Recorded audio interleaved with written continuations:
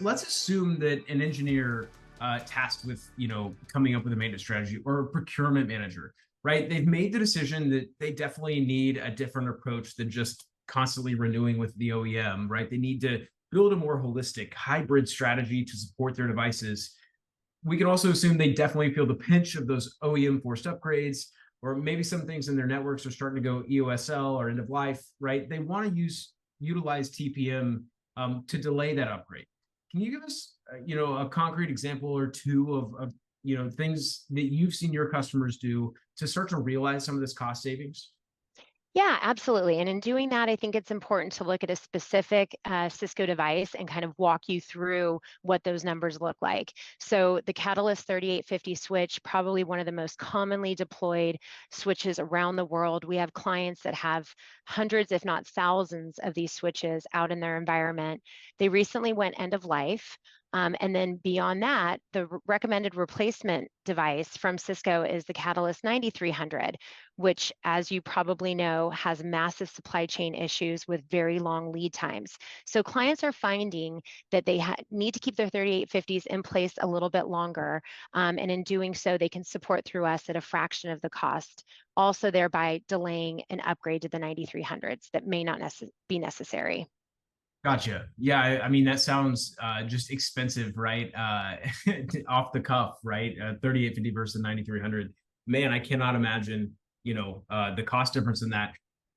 To take that theory, which I think sounds really good, and break that down to, actual practical dollars and cents, though, like, what does it look like? Like I said, in my head, it sounds like it's quite, stark in terms of the difference, but what does that start to look like when you're, coming around to these ideas like, yeah, maybe I do need to push this off for a little while? Yeah, well, we actually put the numbers together for you, Hunter. So we can speak to them and show you real world numbers of what this looks like, right? So here you have the 3850, to support it through us with a next business day hardware replacement and 24/7 technical support is just $150 for a year.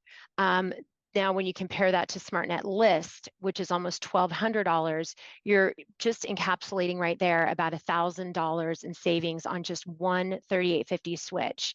Now, you extrapolate that out over how many devices you have across your network, you can see that the OpEx reduction is significant. Yeah, definitely. You sort of went there, but right, like we're just talking about 3850s. Let's keep the focus narrow just on those 3850s. If you have a couple of hundred of these deployed, and let's say you've got 300 of these deployed, you get a 30% discount. That's still $210,000 and some change of savings. Like that is crazy. And sorry, I'm doing some mental math here, but right, like Yeah. just thinking about this one edge switch, which, as you and I have seen with some of your clients, it's not uncommon to see hundreds of these things across the network. That's pretty compelling to me.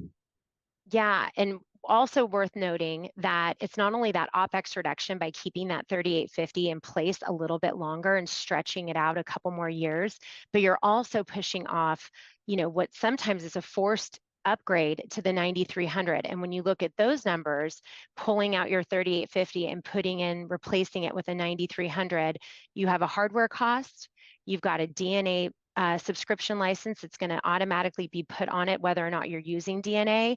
And then you also, again, have Smartnet on top of that. So the replacement cost, and this is also assuming a pretty nice discount off list from your VAR, is still going to be about $9,000. So either $150 OpEx to support the 3850 through us, or $9,000 to refresh that switch.